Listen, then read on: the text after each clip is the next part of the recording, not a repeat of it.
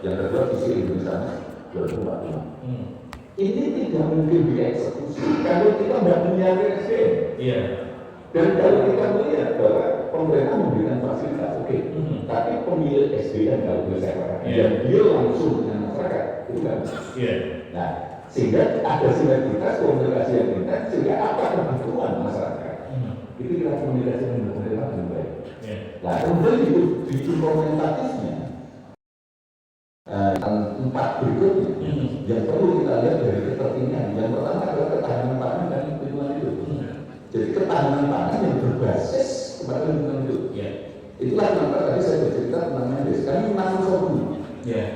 Di beberapa tempat kita membangun, kemarin bahkan kita panen raya bibit unggul bersertifikat sorghum di Biro.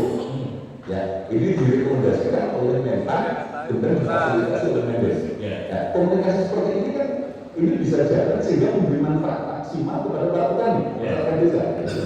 Itu kepada masyarakat desa begini. Nah, ini dan alhamdulillah bibit unggul kita ini diambil oleh Menpan, kemudian oleh Menpan didistribusikan kepada masyarakat. Nah, kemarin yang saya minta pada pemerintah bantuan lebih lanjutnya itu adalah pemasarannya.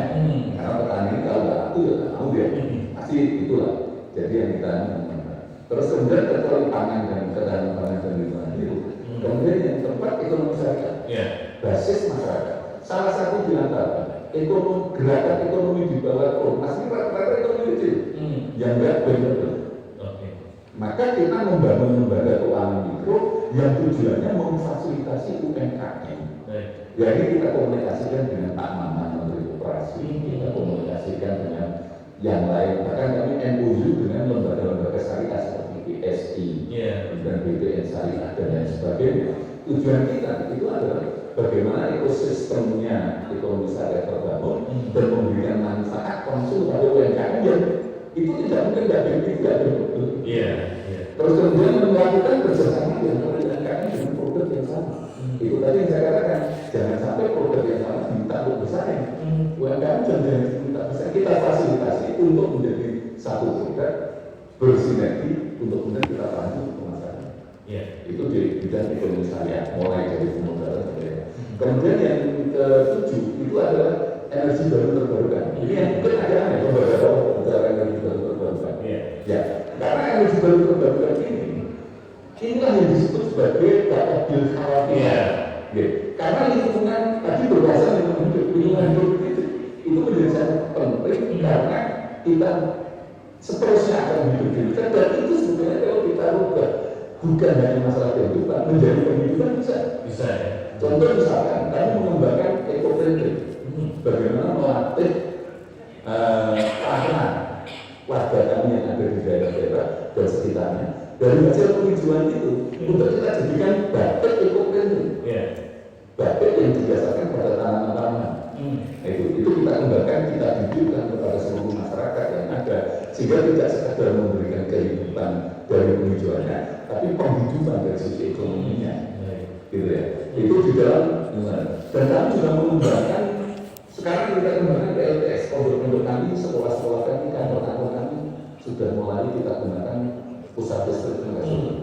Ini kan melimpah kan sebetulnya, anggaran melimpah. Memang modal awal mungkin agak besar. Nah, tapi ini kita komunikasikan dengan PLN, kita komunikasikan dengan SDM.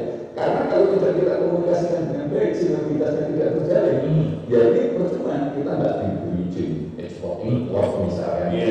Ya inilah perlunya kita komunikasi ke sana.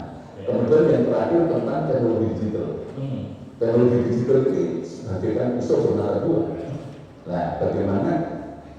Insya Allah besok tanggal 21 kami ada MOU dengan Kementerian Komunikasi dalam rangka literasi digital.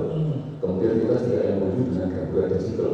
Jadi yang tujuannya itu adalah kami tidak berpanjang lebar, tapi bagaimana keberadaan ini memberikan manfaat.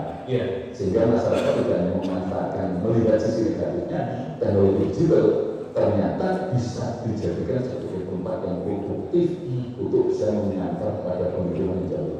Baik, ternyata banyak sekali sektor-sektor yang mungkin juga secara langsung sangat diberikan perhatian khusus ya dari LPI, termasuknya pengembangan program dari LPI itu sendiri ataupun juga juga berkenaan dengan program pemerintah tadi ya. Ya, ini kalau tidak disinergikan betul kan percuma gitu. Betul. Secara langsung tadi sudah disampaikan ada sinergitas dengan pihak dari swasta,